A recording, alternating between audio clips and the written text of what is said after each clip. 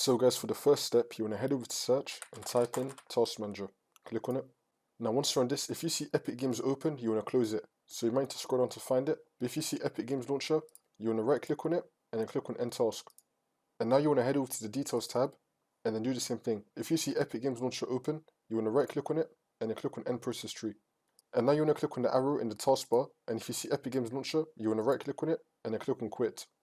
Now for the second step, you want to head over to search and type in %local app data percentage and click on enter. Now once you're on this, we're going to scroll down until we see Epic Games. You want to double click on it, and then you want to click on saved, and then you want to delete the web cache folder. If you also have web cache 1447, you want to delete that as well. Now for the third step, you want to head over to search and type in Epic Games Launcher. You want to right click on it and then click on open file location.